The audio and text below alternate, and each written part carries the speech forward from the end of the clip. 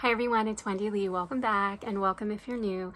Today I have a tutorial for you. Today I'm going to show you how I make my mini tassels. I've been asked, I think the first person that asked me was Laura V. Crafty many months ago, and I'm sorry it's taken so long, and since then several other people have asked me to make a tutorial. So here we are today. Let's get started. So the first thing is I'm going to tell you which supplies you're going to need. So you're going to need some embroidery floss. I mean, you can get it anywhere. Sometimes they have it at the Dollar Tree. They have it at Michael's, Hobby Lobby. I think they have it at Joann's too. So, you know, most of your craft stores have it. You can get it on Amazon. The next thing you're going to need is jump rings. I get these from Michael's. I believe they're 7mm. You want about a 6 or 7mm jump ring. It's not going to kill you if you go 8mm, but that's just the size that I like. So I've got my jump rings over here. The next thing you're going to need is some flat pliers, needle nose pliers. What you want to do with these is you want to make sure that they're smooth on the inside. We're going to use 2 of them, and this is going to help us open and close our jump rings.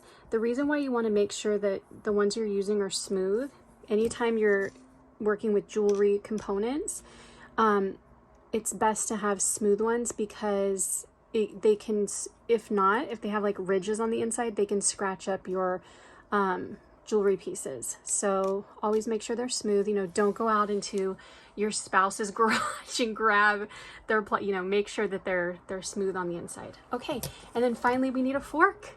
Yes, we need a fork. So, all right, let's get started. So let's pick a color. Let's do this one because I was already using it. So where did I put the end of it? I don't know what I did with the end of that one. Let's do the white one. No. Okay, hold on. There we go. Here's a red one. The red one, I can see the end of it. So we're going red. Okay, let me move these out of the way. Okay, so what we're gonna do, this is so easy, you guys, you're not gonna be able to believe it. What we're gonna do is we're gonna take our fork and we're gonna hold our thread and we're gonna wrap it 12 times. 1, 2, 3, 4, 5, 6, 7, 8, 9, 10, 11, 12.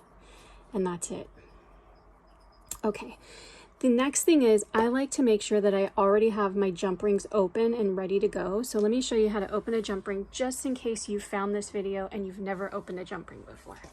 Really easy. There is a trick to it though. So you're gonna grab the jump ring on one side with your pliers, and then you're gonna grab it on the other side with your pliers.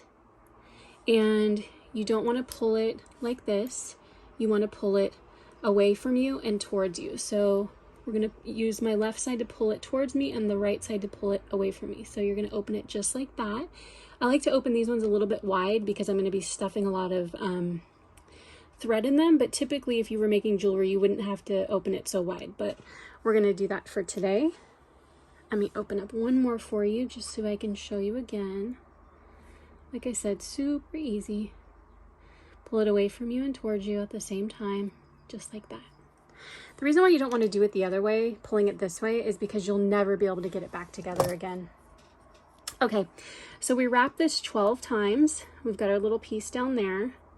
So all we're gonna do, you could either take your jump ring and stick it in there, or you can pull this out. You see how it's got a hole there? We're gonna stick our jump ring right through that. So let me grab one of my jump rings. We're gonna stick our jump ring all the way through so that we get all the thread on it, just like that. And then we're gonna close the jump ring up.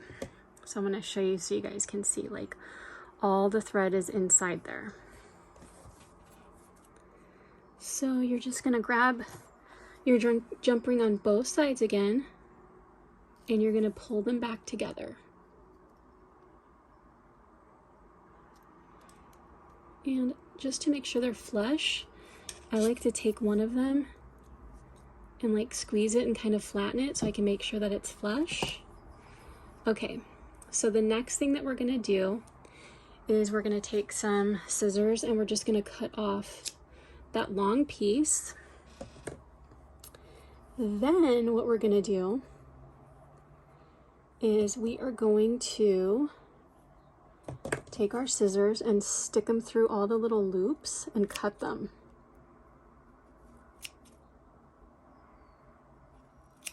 And I'm looking around my camera.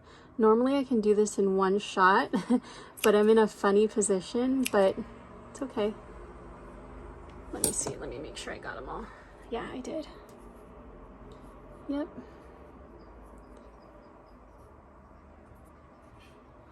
Okay, so now I like to just set it down for a second. Now what we're gonna do is we're gonna cut a piece, I don't know, maybe like 4 inches. Oops, there we go. And we are going to wrap it around our little tassel. So just make sure you have all your thread nice and tight. And you're going to tie this, so you want to make sure there's a good size piece over there. So just a couple of times is fine. So you can see I wrapped it around a couple of times. And then the next thing that you're going to do is you're going to tie this. So I like to sit it down so I can hold it with my fingers. So I can hold it down with my fingers, and I'm just going to tie a knot.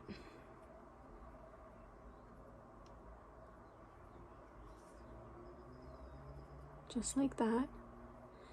And then I'm going to do it one more time just to make sure that it's secure.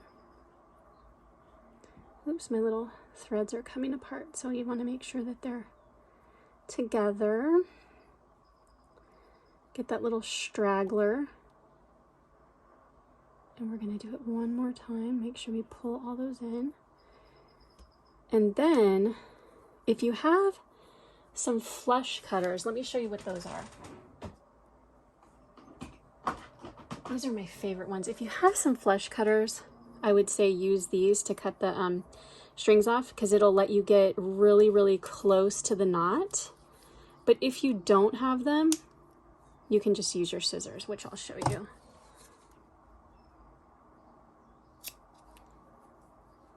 I just think that the scissors, I struggle with the scissors sometimes. But yeah, so that's it, you guys. That's literally all you have to do. And now you've got like some funky little bits down here.